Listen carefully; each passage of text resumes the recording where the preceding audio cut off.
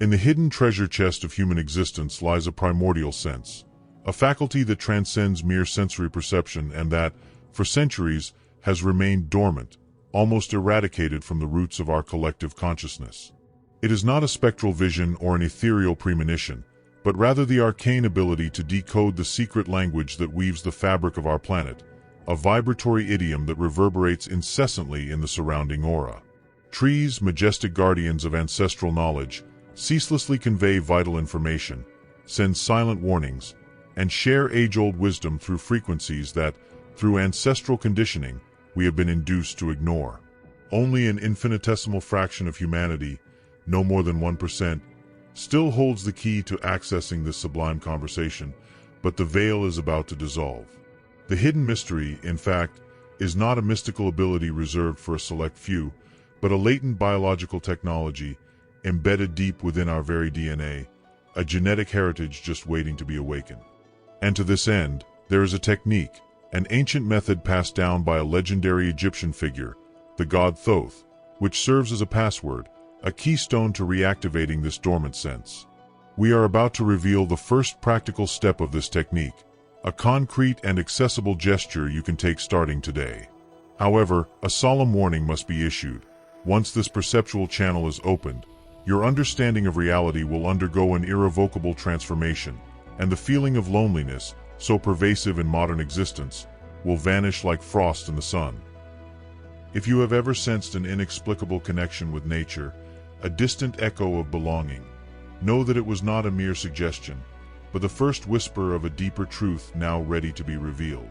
Please, if these words resonate with your soul and the promise of such an awakening captivates you, give us a like right now. It will be your silent seal, your tacit affirmation that this quest for deep connection and awareness mirrors your path. With this simple gesture, I will understand that your vision is aligned with ours, that you are part of this circle of like-minded souls yearning for more authentic knowledge. And, in a spirit of mutual support, I invite you to consider subscribing to our channel, an act that, despite its simplicity, allows us to continue crafting quality content that enriches the soul and awakens consciousness, offering unprecedented tools for your spiritual growth and inner rediscovery. Nature, indeed, is the magnificent tome the Creator has unfolded before our eyes, a living code woven with symbols and harmonies. But to read and understand this volume in its intrinsic magnificence, we first need to understand its intrinsic language and the characters in which it is expertly encoded. The first preparatory step toward this rediscovery lies not in complex esoteric rites or arcane mantras whispered in secret, but in something far more basic and primordial, the discovery of a key. Not a material key, forged of metal and capable of opening physical locks, but a vibratory key, a resonant archetype, a symbol that acts as a tuning fork for our consciousness. This symbol holds the ineffable power to tune our personal energy to the same frequency as the forest, thus allowing us to begin the process of deciphering messages that, indeed, have always been present, albeit ineffable, to our dull senses. It's a bit like learning to perceive a new hue, a color that has always existed in the prism of the universe, but that our eyes, imprisoned in a limited perception, were unable to register. The universe does not hide its secrets with malice. Rather, it wisely protects them from those who are not yet willing to listen, from those who have not yet refined their inner ear.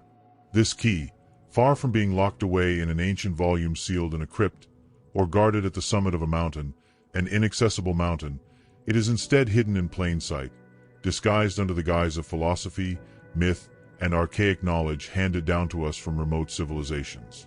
It was bequeathed by peoples who understood with profound intuition that humanity and nature are not distinct and separate entities, but different expressions of the same, single universal consciousness.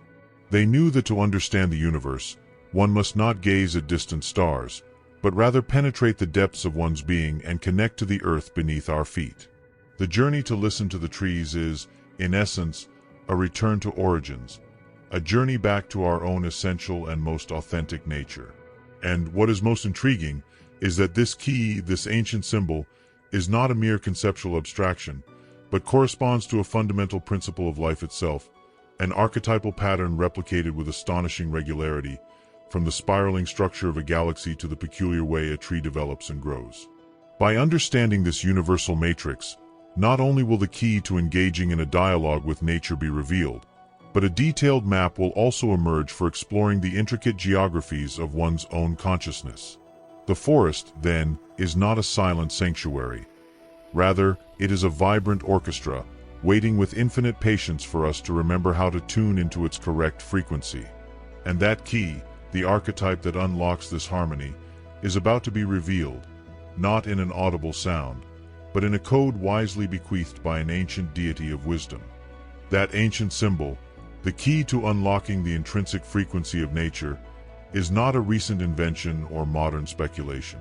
Our search for it leads us, with unwavering stride, directly into the beating heart of ancient Egypt, to a figure as enigmatic as he was powerfully influential: Thoth, the ibis-headed god. He was not simply one deity among others. He was revered as the scribe of the universe, the meticulous guardian of all hidden knowledge, the supreme master of all wisdom. The Greeks, in syncretic admiration, revered him under another title, that of Hermes Trismegistus, the thrice great, and his teachings, steeped in esotericism and profound intuition, formed the immovable foundation of a secret tradition that, through the centuries, has pervaded and shaped entire civilizations.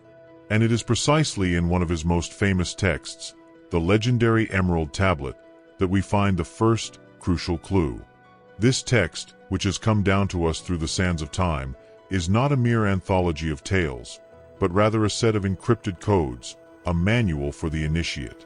One of its most famous and poignant statements declares, "That which is below is as that which is above, and that which is above is as that which is below."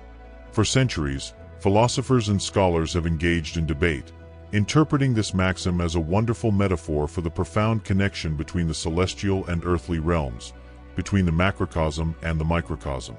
However, in their erudition, they have often distorted its focus, losing sight of its true essence. This was no mere poetic exercise or philosophical suggestion. It was, in reality, a literal instruction manual, a precise diagram, a blueprint of the very reality Thoth was unveiling. And the tree, in its intrinsic morphological and functional perfection, represented its most complete and unmistakable physical manifestation. Let us reflect carefully. The roots of a tree, hidden in the bowels of the earth, sinking into the darkness and humidity of the subsoil, are an almost perfect replica of its branches, which reach toward the empyrean, thirsting for sunlight. One part grows downward, the other upward, yet both are inseparable elements of the same living organism, connected by a sturdy trunk that serves as a link between the two worlds, terrestrial and celestial. Thoth had understood, with the clarity of a seer, that trees are not simple inert plants. They are living antennae, energetic conductors that intercept and channel the life force of the earth with the ethereal information of the cosmos. They are the physical bridge, the tangible embodiment of the principle he described, and, through their very existence, they breathe and manifest the mother tongue of our planet, its primordial breath. The first step of this lost method, the first concrete action to apply the code of the Emerald Tablet, takes the form of a ritual, but not in the spectacular sense of togas and candles that cinema often evokes. It is an internal rite, an act of profound realignment, so simple in its essence that the modern mind, constantly striving for complexity, tends to ignore it. And yet, within this apparent simplicity lies an unprecedented power, an energy that science, with all its advanced technology, is only now beginning to map and, in an ironic twist, unconsciously validate. Ancient wisdom and contemporary science are, therefore, on the verge of meeting and merging in a new epistemological synthesis. Scientists are discovering that the forest is not a mere aggregate of individual trees competing for light and space, as we have been erroneously taught since school.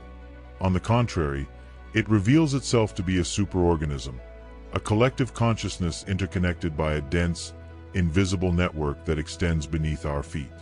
What the ancient sages called the spirit of the forest, modern science is now bestowing a new name, surprisingly familiar for the digital age we live in. And this epical scientific discovery is merely further proof that Thoth's ritual was not based on mere dogmatic belief, but on a profound, visceral understanding of the biology and intrinsic physics of our planet. The secret internet of the forest, therefore, is not a metaphor, but a palpable reality. That simple ritual, passed down by Thoth, works precisely because it connects to a reality that has always been present, albeit latent and unnoticed, but which we are only now rediscovering with the help of advanced technologies and the latest scientific discoveries. What was once confined to the realm of folklore, or attributed to the intuitive wisdom of indigenous peoples, is now fully confirmed in the world's most cutting-edge laboratories, where scientists from diverse disciplines are converging on a new understanding.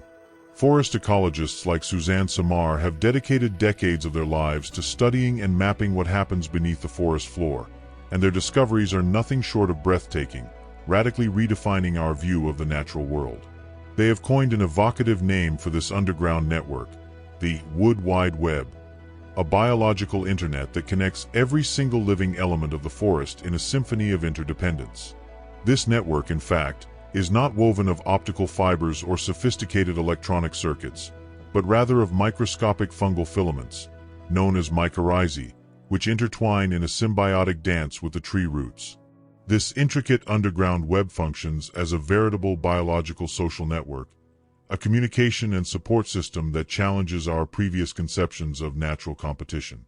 Through this dense mycorrhizal web, the oldest and most robust trees, affectionately called mother trees, convey and distribute essential nutrients, such as carbon and nitrogen, to young seedlings struggling to absorb sunlight, acting as nurturers and guides.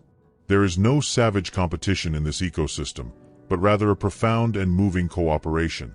They nourish future generations, ensuring the survival and prosperity of the entire forest, conceived as a united and intrinsically interdependent community. But communication goes far beyond the mere sharing of food resources.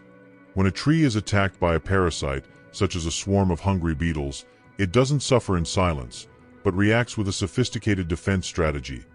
It releases chemical alarm signals into the fungal network, warning its neighbors of the impending danger. Trees that receive this warning immediately begin producing defensive compounds in their leaves, making themselves less attractive to insects and preparing for attack even before it occurs. It's a collective defense system, irrefutable proof that the forest operates as a single, intelligent, and conscious organism. And communication isn't limited to the chemical realm. Researchers have also recorded that plants emit sounds, especially when stressed, such as from lack of water or physical damage. These are ultrasonic sounds, a series of clicks at a frequency too high to be perceived by the human ear. It's a form of acoustic communication, a language of vibrations that reveals the plant's internal state, its well-being or discomfort. Science is, in fact, demonstrating that the forest is not a silent place, but a vibrant melting pot of uninterrupted conversations, warnings, and cooperation. It is a living, conscious entity. However, all these incredible discoveries are just the tip of the iceberg, the introduction to a much deeper truth. Science can measure the what, nutrient transfers, chemical signals, sound waves, but ancient wisdom, and in particular the Thoth technique, teaches us the how. How can we, human beings, connect to this network without the aid of sophisticated equipment? How can we attune our own consciousness to perceive these messages directly, without technological mediation? Science shows us the network's map, but ancient technology provides us with the access password. The inescapable truth is that we don't need a sophisticated laboratory to validate the reality of this connection. Our own bodies and the power of our intention are sufficient. The Earth's intrinsic method is not based on intellectual analysis, the rational dissection of phenomena, but rather on active participation, experiential immersion. It involves transcending the condition of a mere external observer, detached and analytical, to become an integral part of the conversation, a co-creator of the dialogue. And the first preparatory step to accessing this vast network of awareness, to introducing ourselves to this all-encompassing consciousness, is not an act of thought, a mere mental speculation, but a gesture of profound and reverential respect. It is a ritual of approach that, in its essence, changes our vibrational frequency and signals to the forest that we have come not with the intent to take or subtract, but with a humble desire to listen and learn. Accessing this immense biological internet is not like connecting to a Wi-Fi network, where you simply type in a password. Entry is granted based on our frequency, the purity of our intention. The forest is an ancient and wise consciousness, and it does not respond to coercion, arrogance, or impatient haste. It responds to respect, humility, and a conscious presence. Therefore, to establish this connection, it is imperative to demonstrate oneself as a trustworthy user, clearly demonstrating that one is not there to extract resources, but to establish a profound communion. And all this begins with an approach ritual, a practical and powerfully transformative first step. Before even entering the forest, let us pause at its edge. Let us close our eyes for a moment. Let us perceive the change in the air, the shifting temperature, the delicate alternation of sounds. Let us abandon the deafening din of our daily lives, the anxieties and worries that haunt us. We inhale deeply 3 times and, with each exhalation, visualize releasing every rush, every worry, every to-do list. Silently, or in an inaudible whisper, we declare our intention. A simple yet meaningful affirmation, such as, "I come in peace. I have not come to take anything. I have come to listen and learn." This simple yet profoundly meaningful act shifts our internal posture, transforming us from consumers to reverent guests. We are asking permission to enter, to cross a sacred threshold. Now, let's begin to walk slowly, without a predefined destination, letting ourselves be guided not by reason, but by intuition. Let's not look for the grandest or most beautiful tree according to our standards, aesthetic. Instead, let's allow ourselves to be led, to feel a subtle attraction, an inexplicable pull toward a specific tree. It may not be the most eye-catching, but there will be something about it that calls to us, that resonates with our essence. Let's surrender to that sensation, for it is the first part of the conversation, the forest's initial response to our intention. The forest, in its infinite wisdom, is already responding and guiding us to the most suitable connection point for us at that precise moment. It is an invitation, a proposal for dialogue. When we reach the chosen tree, let's not rush. Let's approach it reverently, calmly. Let's gently place a hand on its bark. Let's close our eyes again for a full minute. Let's focus all our attention on a single point, the sensation of the bark under our hand. Let's sense its texture, its roughness or smoothness, its coolness or sun-warmedness, moist or dry. Let's forget everything else. Simply, we feel. This act of sensory focus removes us from the din of our logical mind and anchors us firmly in the present moment, at the exact point of contact between us and the tree. At this stage, let's not expect to hear a voice in our mind, or to visualize a movie scene. The first communication is much more subtle, an ethereal whisper. Let's pay attention to what moves within us. It might be a sudden emotional surge previously absent, like a profound peace, an inexplicable melancholy, or an unexpected joy. It might be an image flashing in our mind, like a forgotten memory, or simply a shiver running through our body. Let's not disdain any of these sensations, however subtle they may seem. This is the first response, the handshake that seals the beginning of a relationship. This subtle perception is the tangible confirmation. The tree has sensed our respectful presence and responded. The previously latent communication channel has now become active. We have established a profound connection. It is a significant moment, the first word exchanged in a language we are only now beginning to remember.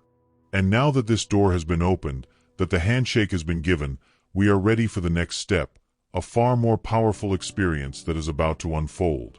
A technique that will further deepen this connection and synchronize our very hearts with the vibrational pulse of the forest. Long ago, in a village nestled among the peaks of majestic mountains, there lived a wise old man whose wisdom was as deep as the roots of the ancient trees surrounding his home. The villagers, despite living near a great river, lamented that they could not understand its secrets.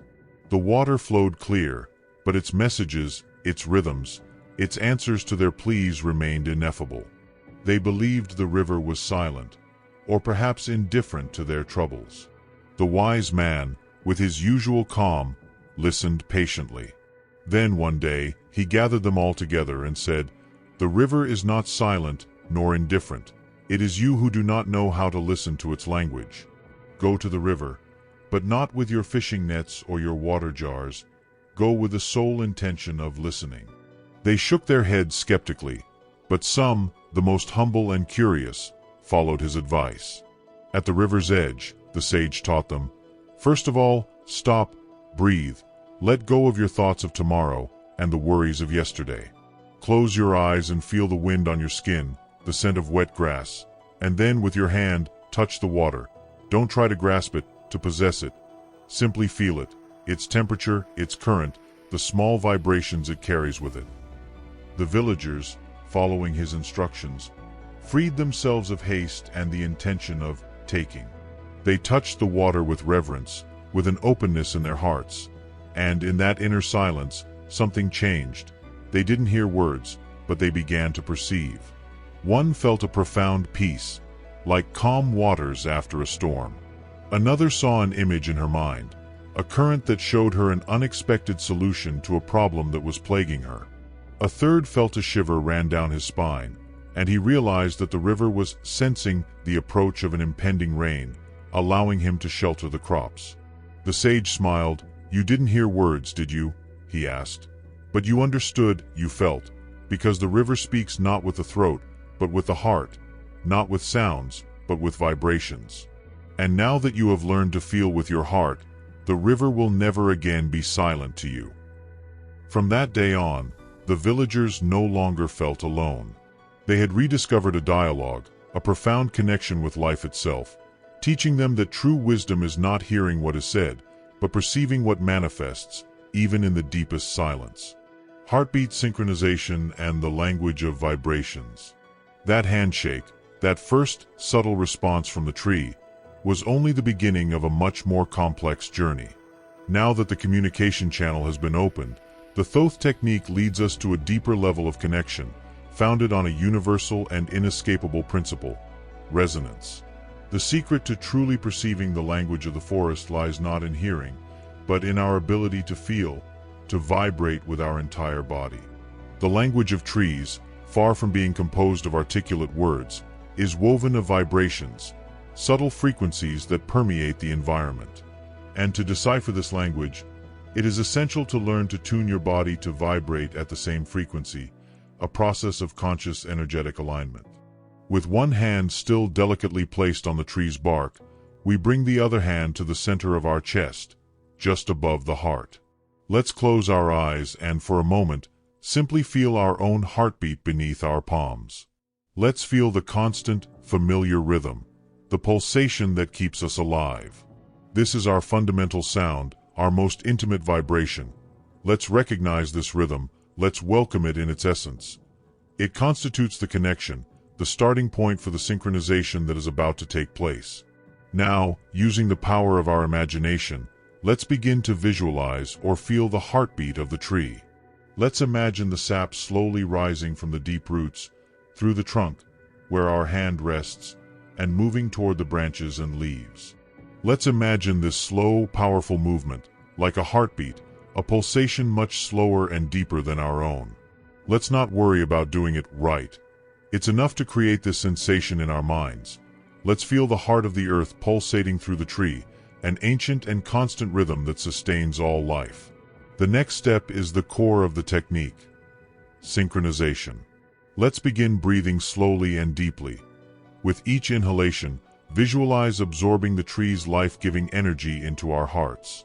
With each exhalation, imagine sending the energy from our hearts into the tree. We continue breathing this way, and gradually visualize our heartbeat aligning with the slow, powerful pulsation of the tree. Let's feel both hearts, ours and theirs, begin to beat as one. It's an exercise in conscious vibrational alignment. By doing so, we are effectively tuning our biological frequency to that of the forest. We are abandoning our limited energy field to enter a broader, wiser one. It is in this state of synchrony, of resonance, that true communication occurs. The answer we seek will not come in the form of articulated words, as in a human conversation. It will arrive as a form of direct knowledge, an intuition so clear and sudden that it will seem more like a memory resurfacing than new information received. In this state of profound connection, don't be surprised if a sudden clarity about a problem in our life emerges out of nowhere, or if a long-repressed emotion finally surfaces to be released. The tree, now in sync with us, acts as an amplifier and a mirror. It doesn't offer us pre-packaged answers, but helps us find the answers that already reside within us. And this first profound insight, this first download of clarity, will reveal something about ourselves that the tree, in its silent wisdom, had already perceived when we first saw it that we touched. This insight, this clarity that emerges during synchronization, is only the beginning of a much deeper process. We cannot truly connect with nature without inevitably connecting with the most intimate parts of ourselves. At this point in the journey, the tree ceases to be a simple tree and becomes a mirror for our soul. It doesn't judge, it doesn't criticize. It simply reflects, with brutal and loving honesty, everything we carry within us, both the light and the shadow. And this is where the real healing work begins. By maintaining this vibrational connection, we will begin to notice how the tree's qualities mirror our own internal patterns. We might sense the rigidity of a branch growing crookedly in search of the light, and suddenly realize our own stubbornness, our inflexibility in certain areas of life. Or perhaps, observing roots exposed and twisted by soil erosion, we'll feel a resonance with our own fears and insecurities, those vulnerabilities we try to hide from the world. The forest doesn't point a finger. It simply shows, with the neutrality of a mirror, but this mirror doesn't only reflect what is difficult or uncomfortable. We might be enchanted by the delicate beauty of a small flower sprouting directly from the rough bark, and in that precise moment, feel a reawakening of our forgotten creativity, of our intrinsic capacity to generate beauty even in adverse circumstances. The resilience of a tree that has withstood storms and drought can remind us of our own inner strength, a strength we may have underestimated. The tree shows us both its wounds and its intrinsic healing power, both its shadow and its light, in a perfect existential dialectic. This is, without a doubt, the most challenging step of the entire journey. Facing our shadow, those parts of ourselves we ignore, repress, or reject, can be profoundly uncomfortable. Many stop here, frightened by the intensity of the emotions that surface, or by the uncomfortable clarity surrounding their own behaviors. It's easier to blame the outside world than to look inward, but the forest invites us to stay, to breathe through the discomfort, to welcome whatever emerges, without judgment. If we have the courage to persist in the process, we will realize that the tree doesn't just show us the problem. It also offers us the solution. It is not a passive mirror, but an active teacher. Its very existence is a lesson in resilience, in adaptation, in the ability to transform wounds into strength, like the resin that heals a cut in the bark. It teaches us that growth doesn't happen despite challenges, but precisely because of them. It shows us how to sink deep roots and then reach toward the sky. And it is by accepting this healing, by allowing the wisdom of the trees to help us integrate our shadow, that we become whole. The connection ceases to be a mere technique and transforms into a mutual healing relationship. We offer our presence and our attention, and the tree offers us its wisdom and stability.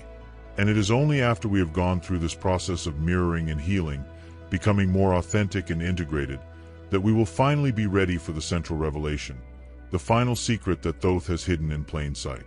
The Thoth technique revealed. Focused imagination. Now that we've gone through the ritual, the synchronization, and the mirroring, we're ready for the heart of the technique, the secret that unites all the previous steps.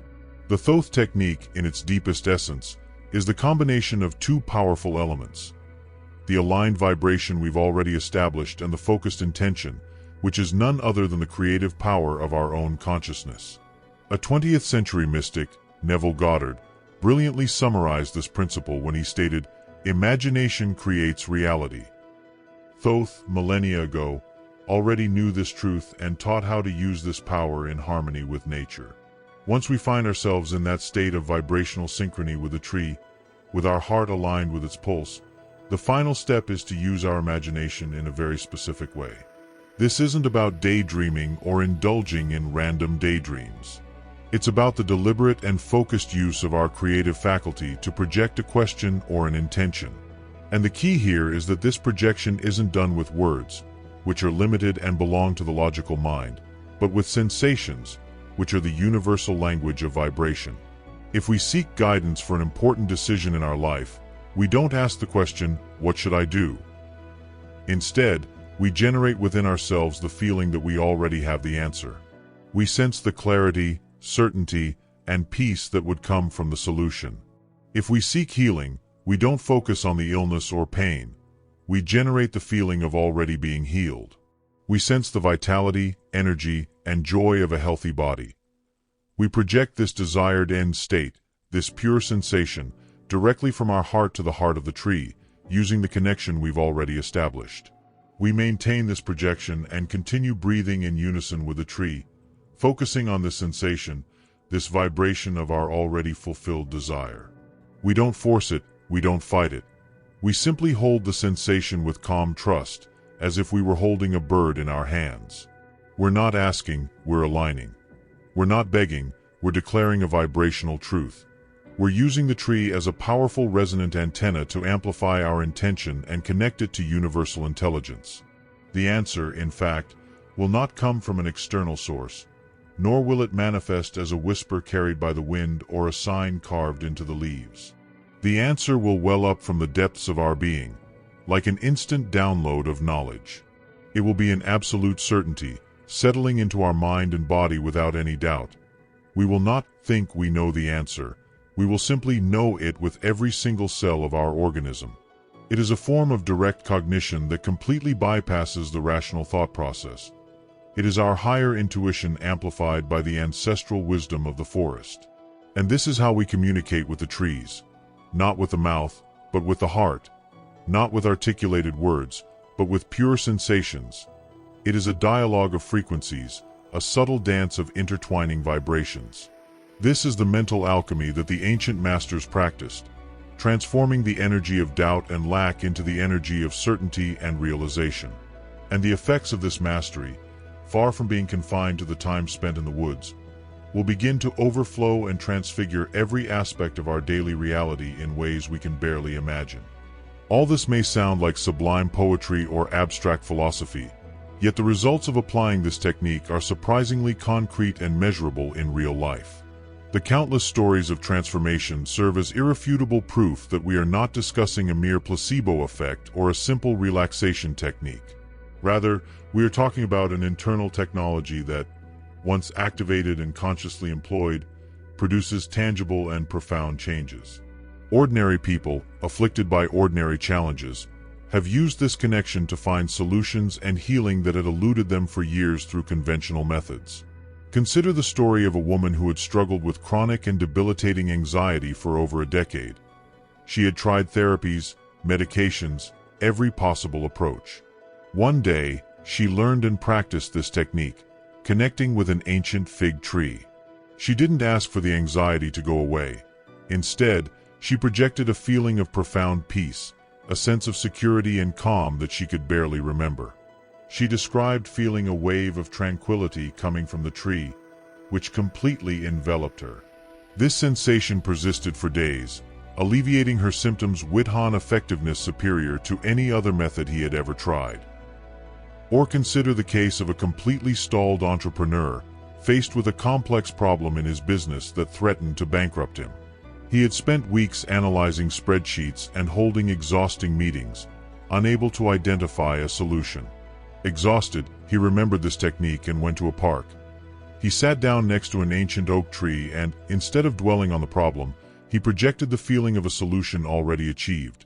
He imagined the relief and clarity of having already solved everything. Minutes later, still sitting there, an idea for an entirely new strategy emerged in his mind. Clear, complete, and completely unexpected. These are not vagaries of chance or happy coincidences. They are the direct result of the deliberate use of our consciousness to access a broader field of intelligence. By aligning our vibration with that of nature and focusing our intention, we step outside of our limited, problem-obsessed mind and open ourselves to a field of infinite possibilities. The forest thus transcends its function as a mere pleasant place to stroll. It becomes a mentor, a silent advisor, an inexhaustible source of inspiration, and a powerful ally on our life journey. The intrinsic beauty of this practice lies in the fact that it requires no adherence to dogmatic beliefs. It requires only direct experience. The proof lies not in the words we utter, but in your own personal, unequivocal experience. Nature does not care about our dogmas or our skepticism. It responds to our frequency and the purity of our intention. By practicing this connection, we begin to build a relationship of deep trust with the natural world and, simultaneously, with our most authentic self. We learn to trust our intuition as we see its results manifest concretely in our lives. And the most amazing thing is that communication doesn't stop when you leave the forest and return to your daily routine. Once this channel is opened, it tends to remain open, like a door left ajar that never fully closes. The forest, having recognized our unique vibrational frequency, begins to communicate with us in even more surprising ways, using the language of our everyday lives. The conversation doesn't stop when we physically distance ourselves. On the contrary, it begins to insinuate itself and pervade every aspect of our existence, transforming it into a web of unexpected meanings. The conversation continues. Symbols and synchronicities. Once this deep connection is established and the channel of communication is opened, something magical happens. It remains open. Our conversation with nature is no longer limited to the moments when we are physically immersed in the forest, touching a tree. The forest, or rather the broader consciousness of which it is an integral part, begins to dialogue with us in our daily lives, using the language of the world around us. We begin to realize that the universe is constantly sending us messages, and now, finally, we are able to perceive them, to decipher them. We will begin to notice a language of symbols and synchronicities that previously completely eluded us, hidden in the ordinary. A specific bird, such as an owl or a hummingbird, might begin to repeatedly cross our path whenever we are thinking about a particular person or an important decision. The shape of a cloud in the sky might suddenly appear to us as a visual answer to a question we have silently asked ourselves. These are not mere accidents or fortuitous coincidences. They are winks from the universe, subtle confirmations that we are on the right path, that life is speaking to us. Imagine walking down the street, feeling lost and in need of a sign of hope, and at that exact moment, a white feather floats from the sky and lands delicately at our feet. First, we would have considered it a coincidence. Now we understand. We recognize the message. Life transforms from a sequence of random events into a constant and meaningful dialogue with a loving and omnipresent intelligence. Every day becomes a treasure hunt, where we are constantly discovering small miracles and messages hidden in our routine. The separation we felt between ourselves and the natural world begins to dissolve, like a morning mist at sunrise. We look at the potted plant on our window and no longer see it as a mere decoration, but as a living being, a small ambassador of the forest within our home. We feel the rain on our faces and interpret it not as an inconvenience, but as a blessing, an act of purification. Our very perception of reality undergoes a profound metamorphosis. The world ceases to be an inert and mechanical place and reveals itself as a living, pulsating, and conscious organism, of which we are an integral and inseparable part. With this new awareness, the feeling of loneliness begins to fade. How could we feel alone when we realize we're in constant communication with everything around us? We realize we've never truly been alone. We just felt so because we'd forgotten how to speak. The feeling of isolation, one of the greatest torments of modern society, is replaced by a profound sense of belonging, of being connected to something infinitely greater than our own small selves. Once we reach this point, the journey transcends the learning of a simple technique. We haven't just mastered a method, we've undergone a profound inner transformation. The thin membrane that once separated us from the natural world, the illusion of being an isolated entity inhabiting an inert world, has simply dissolved, like a mirage vanishing upon contact with reality. Now we look at a tree and no longer perceive merely wood and leaves, or a resource to be exploited. We see a conscious being, a silent guardian, an ancient and wise friend. We sense their presence, and they sense ours in mutual interaction. Loneliness, that persistent ache that plagues the modern human condition, becomes a mere logical impossibility. How could we feel alone when we realize, at a cellular level, that we are part of a vast and loving web of life that supports, nourishes, and communicates with us at every moment? We understand that we belong to a much larger family, a family that includes stones, plants, animals, and the stars. The feeling of isolation is replaced by a profound sense of universal communion, a fusion with all.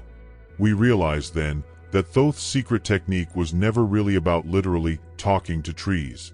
That was merely the portal, the access point. Its true purpose has always been to awaken the tree consciousness within ourselves. It is the awakening of that part of our own consciousness that remembers its intrinsic connection to the earth, the part that understands the sacred cycles of life and death, the part that knows how to sink deep roots and, at the same time, reach toward the heavens. It is the reminder that we are not different from the tree. We are made of the same vital essence. Our roots and the roots of the trees feed on the same soil. Our lungs and the leaves of the trees breathe the same air in a dance of mutual and vital exchange. We are literally a manifestation of the earth, just like the tree, and awakening this awareness is like returning home after a long journey.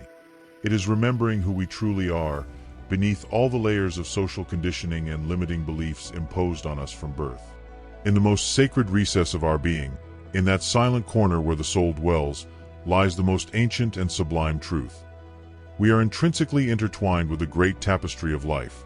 We are not detached observers, but living, vibrant threads.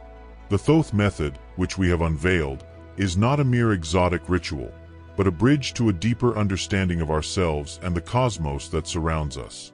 It is an invitation to dance to the rhythm of the universal heartbeat, to breathe with the trees, to hear the whispers of the wind.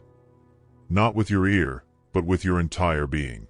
I encourage you, therefore, to embark on this journey, to dare to take the first step, to feel the bark beneath your hand and the silent beat of your heart merging with the age-old beat of the forest. Nature waits, not to judge, but to reveal. It is our teacher, our healer, our most faithful ally. If the beating heart of this knowledge has found an echo in your spirit, if the promise of an ancestral dialogue with the living fabric of the cosmos has ignited a spark within you, I invite you, with humility and fervor, to seal this moment. Leave a comment below, not just any phrase, but the vibrant echo of your rediscovery. Soul Tree, a word that encompasses the profound connection your souls can now perceive. This simple yet profound act will be for me the tangible demonstration that you have embraced this journey until your last breath, a luminous testimony of your awakening. If these words have touched the deepest chords of your being, I ask you for a sincere, a gesture that, like a caress, will make me feel your resonance, your harmony with the message. And if you wish to continue this path of light alongside me, if you feel this community belongs to you, please subscribe to the channel.